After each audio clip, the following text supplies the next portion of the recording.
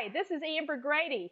I'm the author of the #1 Amazon bestseller, Brilliance-Unleash the Power of Your Authentic Core. Can you relate to any of these? Do you feel like people and circumstances are controlling your life? Are your buttons being pushed, but you don't know what to do about it? Is there constant mind chatter and clutter in your head that distracts you? How would you like to experience this instead? To be in charge of your life regardless of what's going on around you. To know what to do when you're emotionally triggered and respond instead of react. To have mental freedom, clarity, and peace of mind. If this is how you want to live your life, I've developed a simple, powerful tool called the self-assessment process to help you in your everyday life. This unique tool can be used for any situation or circumstance.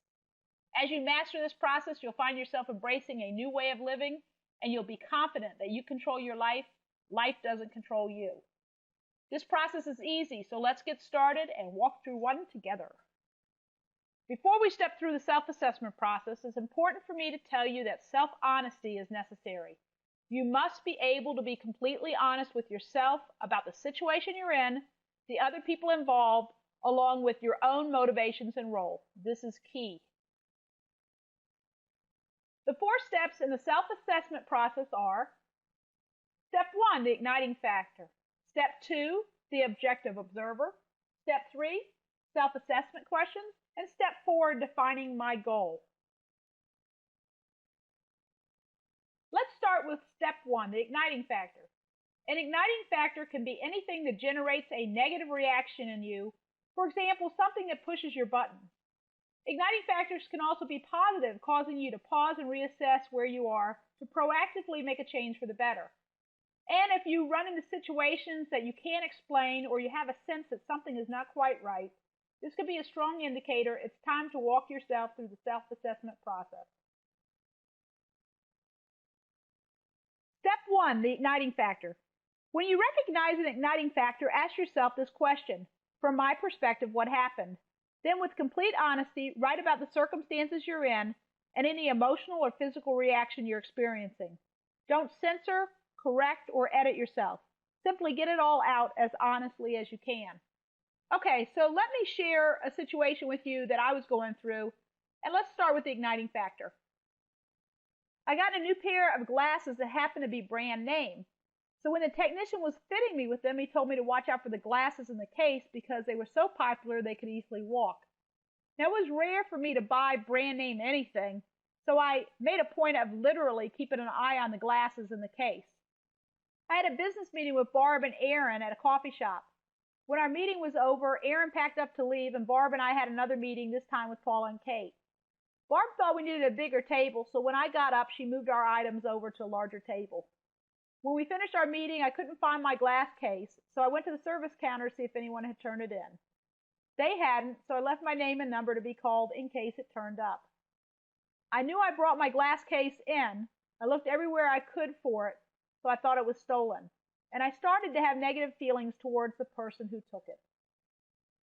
You can see on this form I've created where I've listed the self-assessment process on the left-hand side, and I've started to fill out the worksheet side on the right. Basically, I wrote down everything I just shared with you about the igniting factor. Step 2, the objective observer. After you're completely clear on what's happening from your viewpoint, you're ready for the next step, which is step 2, the objective observer. This is when you take a third-party perspective to examine yourself and the circumstances you're in from an uninvolved, unemotional point of view. Imagine floating above yourself and viewing what happened from that vantage point. You objectively view what's going on from an outside perspective. Ask yourself, how would an objective observer describe what happened? An objective observer in my situation might say that the owner thought the eyeglass case was missing, even stolen, but the owner really didn't know what happened to it. Here's where I filled in that part of the worksheet. I have to tell you, I got a kick out of one of my readers. She told me as she was going through this process, she said to herself, well, of course the objective observer is going to agree with me. Then she caught herself. Simply put, the objective observer is not going to pick sides. That person will be as neutral as possible as to what's going on. Now you're ready for step 3, the self-assessment questions. In step 3, you'll ask yourself a series of clarifying questions. The number of questions you need to ask may vary from situation to situation depending on the complexity of the issue. What is my role in what happened, and what are my responsibilities? Some sample questions you may ask yourself are, how did I get here? What is my role in what's going on? What is my responsibility to myself in this situation, and where does my responsibility start and stop? What is my responsibility to others in this situation? Where does it start and stop? What family patterns, old habits, blind spots, unconscious responses, ego triggers, or shoulds do I need to be mindful of so I don't repeat them? What are my ethics and values as they pertain to this situation? Here's the worksheet again, and this situation is pretty simple, so I didn't really need to answer all the questions. Basically, it was my responsibility to take care of the glass case, and I lost track of it. I have a family pattern of doing without, so I was extra upset that I couldn't find my case because I bought myself something nice and I paid a lot of money for it. The last step is step 4, defining my goal. Given your newfound insights from the previous 3 steps, step 4 is where you determine what is my goal and what are my plans to support that goal. In my situation, I decided I had done what I could at the coffee shop to find my glass case.